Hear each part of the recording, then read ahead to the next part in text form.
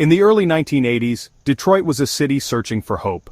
Once the epicenter of American industry, its neighborhoods were now marked by abandoned factories, shuttered houses, and streets plagued by rising crime. Into this world stepped the Chambers brothers, BJ, Larry, Willie, and Otis, siblings from rural Arkansas who saw in Detroit not despair but opportunity. Raised in poverty in a small southern town, the Chambers boys grew up working the cotton fields and watching their parents struggle to make ends meet. Determined to escape that life, they left Arkansas for Detroit, drawn by promises of steady work and a chance at something better. At first they hustled legitimate jobs, gas stations, factories, odd gigs on the city's east side, but as Detroit's economy slid deeper into crisis, those opportunities dried up. The brothers realized that survival in the Motor City would take more than hard work and patience. By the mid-1980s, Detroit was ground zero for the crack cocaine epidemic, a tidal wave of addiction and violence that swept across the city. The Chambers brothers saw the streets teeming with customers and rival dealers and decided to take a different approach. They began with small-scale drug sales, learning the ins and outs of the trade from the bottom up. But they were smart, organized, and relentless, determined not just to get by, but to take over. Unlike most crews, the Chambers brothers treated their business like a corporation. They recruited friends and family from back home, built a chain of command, and invested their profits in safe houses, cars, and security. They watched, learned, and moved quietly, avoiding unnecessary violence and outsmarting competitors. Within just a few years, what began as four brothers hustling for survival turned into a multi-million-dollar empire that would soon control dozens of crack houses and hundreds of employees. Their rise from the fields of Arkansas to the underworld of Detroit was swift and, honestly, pretty stunning. But it was just the beginning. As word of their operation spread, the streets grew more dangerous, and the Chambers brothers' grip on Detroit's drug trade would be tested by greed, betrayal, and a city on the brink of war. With a blueprint drawn from both business and, the streets, the Chambers brothers rapidly transformed their small drug operation into an empire. Unlike many rivals who relied on chaos and fear, the brothers ran their organization with a discipline rarely seen in Detroit's underworld. Larry, known for his sharp mind and unshakable calm, acted as the strategist, mapping out new territories and organizing the ranks. BJ handled logistics, moving product and cash with precision, while Willie and Otis recruited workers from among friends and family, making sure loyalty ran deep. Their organization was a network. Crack houses, trap apartments, and stash spots stretched across the east side. They used pagers to coordinate moves, deployed lookouts to warn of police, and enforced a strict set of rules for anyone who worked with them. The brothers paid well, kept their employees focused, and demanded professionalism. In a world where violence was often the rule, the Chambers brothers favored order. If a problem needed fixing, it was handled quietly, at least in the early years. Business boomed. The Chambers organization brought in millions, turning rundown neighborhoods into battlegrounds and transforming the brothers into local legends. They bought flashy cars, expensive clothes, and homes in the city's best suburbs. At parties, they were larger than life, Detroit's black royalty in the eyes of some, dangerous outlaws in the eyes of others. But success brought enemies. Other crews and rival gangs eyed the Chambers brothers' operation with envy. Some tried to muscle in, sparking turf wars and betrayals that threatened to undermine the empire's stability. The brothers responded with intelligence, paying off police for tips, expanding their network, and using their Arkansas connections to keep a steady flow of product coming in. As the operation grew, so did the risk. Law enforcement was starting to take notice.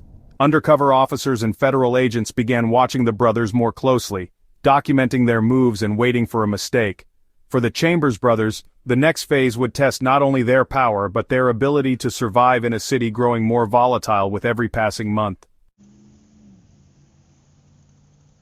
By the late 1980s, the Chambers brothers' reign over Detroit's drug scene had reached its peak. Their crack cocaine operation became the stuff of legend, efficient, ruthless, and honestly seemingly untouchable. The organization ran dozens of crack houses across the city, with workers operating in shifts around the clock. Armed security guarded each location, and lookouts, often neighborhood kids paid in cash, watched for police or rival crews. Money poured in. It wasn't unusual for the brothers to move hundreds of thousands of dollars in a single week. They laundered profits through car dealerships, nightclubs, and legitimate businesses, blending street hustle with corporate savvy. The Chambers family wore designer clothes, drove luxury cars, and hosted extravagant parties. For some in the community, they symbolized success and defiance against a system that had failed Detroit's black neighborhoods for generations. But the city around them was changing, and not for the better. The crack epidemic they helped fuel was devastating Detroit. Violent crime soared, neighborhoods crumbled, and families were torn apart. As their empire grew, so did the bloodshed. Turf wars with rival dealers turned deadly, and the Chambers brothers were forced to defend their business with increasing aggression. Once careful to avoid unnecessary violence, they now found themselves at the center of street wars, drive-by shootings, and betrayals from within their own ranks.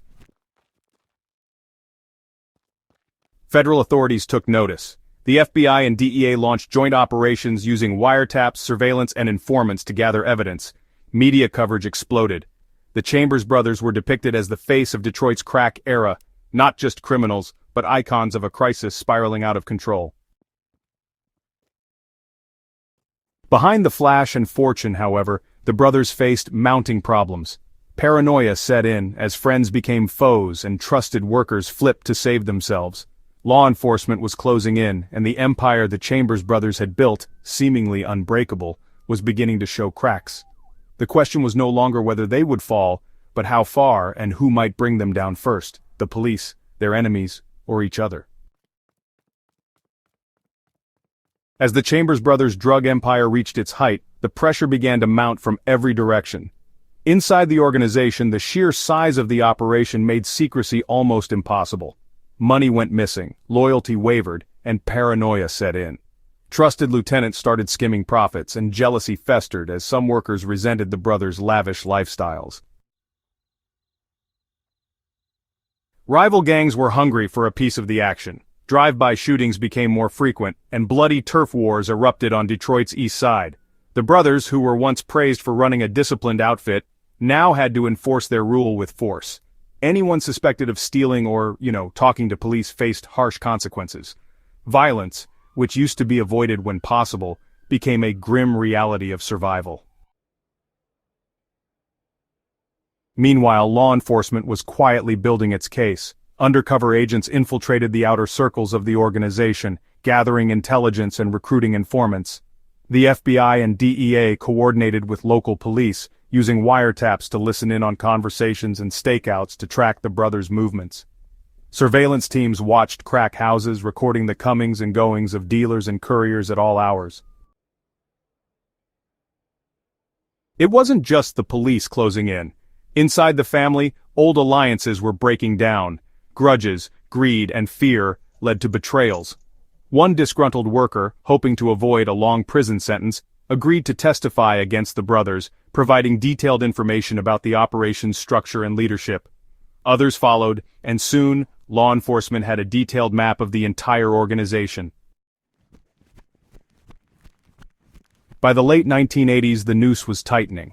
The once invincible Chambers empire was vulnerable, not only from the outside but from within. As federal agents prepared to move in, the brothers sensed that the world they had built, with its fast money, power, and respect, was about to come crashing down.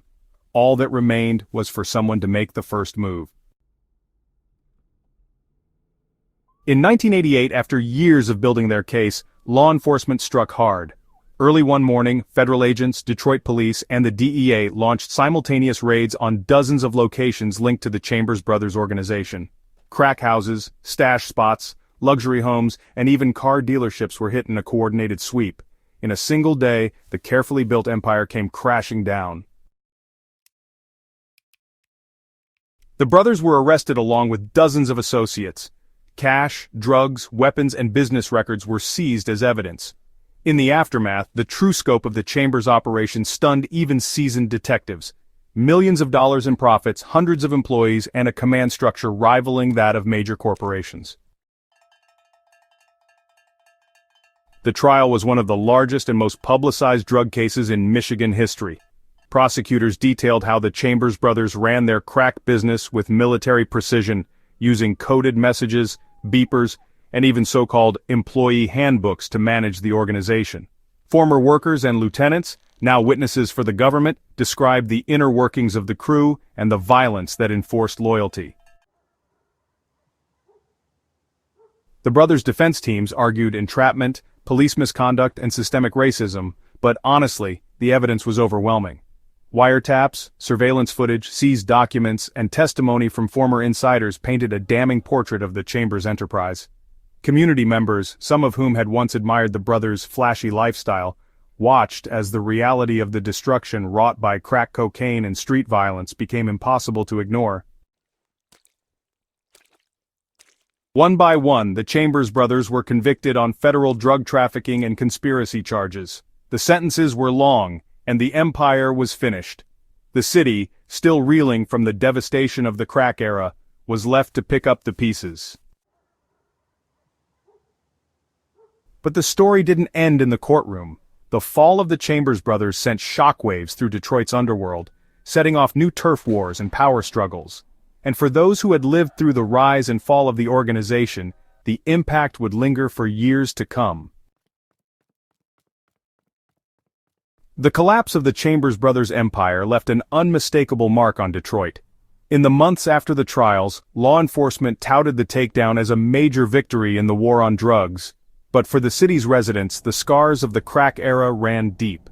Whole neighborhoods had been changed forever, families broken by addiction and violence, and trust between the community and police remained fragile. In the aftermath, rival gangs scrambled to fill the power vacuum left behind, sparking new turf wars that brought more chaos to Detroit's streets.